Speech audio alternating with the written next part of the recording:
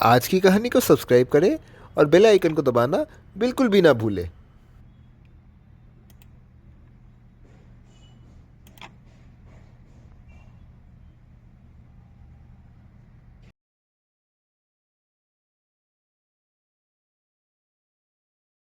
एक गांव में कन्हैया अपनी माँ संग झोपड़ी में रहता था। वह बहुत ही गरीब परिवार था। उसके पिता बचपन में ही चल बसे। उसकी माँ गाय से दूध निकालकर गांव में बेचती थी।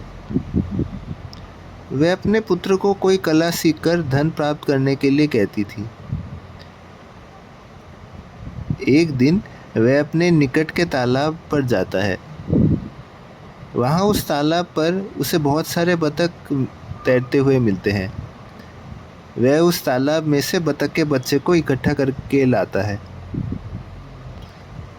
वह बतख के बच्चों को अच्छी मात्रा पर इकट्ठा करके घर ले आता है। वह अगले दिन बाजार जाता है और बतख के बच्चों को बेचने के लिए दुकान खोलता है। बहुत सारे ग्राहक बच्चों को खरीदने आते हैं। कन्हैया बतख के बच्चों को 500 रुपये के जोड़े में बेचता है। वह कई दिनों तक अच्छा धन प्राप्त करता है।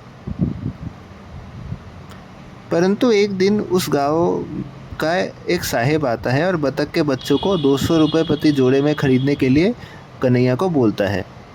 कन्हैया अपनी बातों पर अड़ा रहता है और साहेब को उस राशि पर बेचने से इनकार करता है।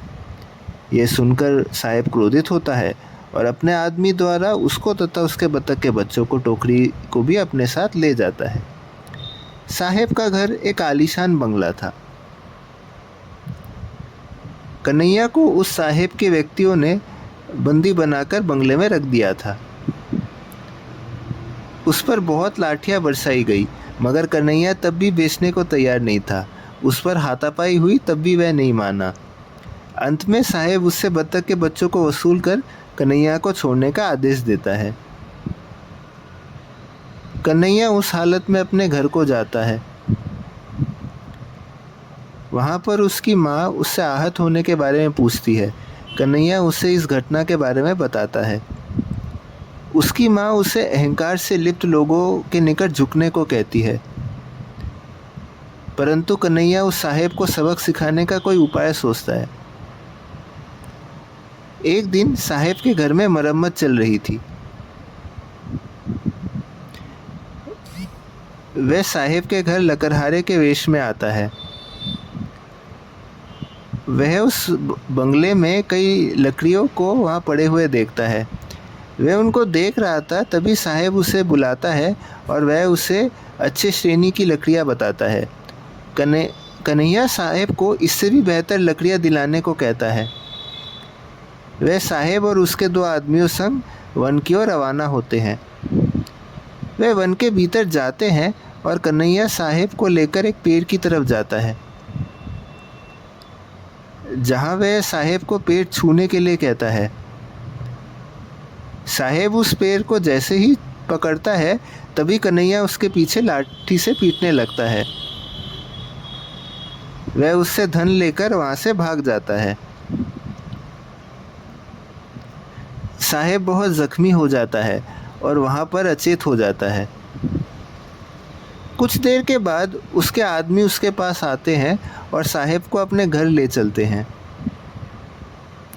साहेब बिस्तर पर कई दिनों तक विश्राम करते रहे। कन्हैया वहाँ पर फिर से साहेब से मिलने का एक नया तरीका सोचता है। वह अब एक वैद्य के वेश में उसके निकट प्रकट होता है। वह उसके घर जाकर उससे मिलता है। वह जैसे ही मिलता है, वह उसे बतख वाले के रूप में परिचय देता है। यह देखकर साहेब आश्चर्य हो जाता है और कन्हैया उस पर हाथापाई करता है। उसका सारा धन लेकर वहाँ से चला जाता है। कन्हैया अब संतुष्ट महसूस करता है। वह साहेब से हिसाब बराबर करना चाहता था।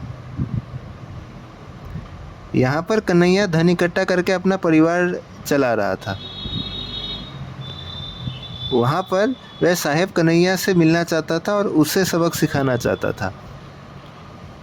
कन्हैया आखिरी बार उस साहेब से मिलकर अपना हिसाब पूरा बराबर करना चाहता था। कई दिन बीतते हैं, साहेब पहले से थोड़ा बेहतर होता है।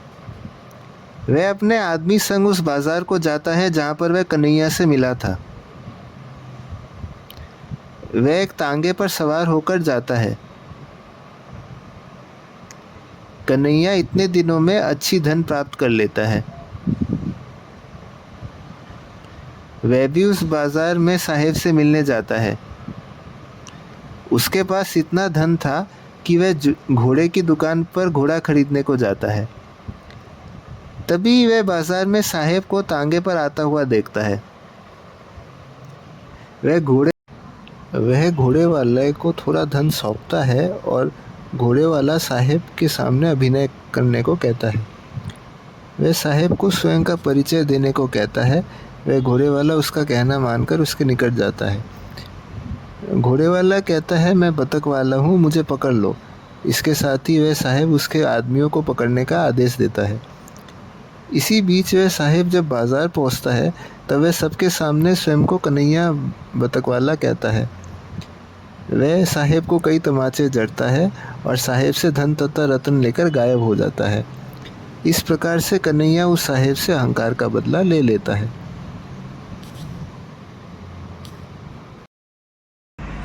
तो ये थी आज की कहानी।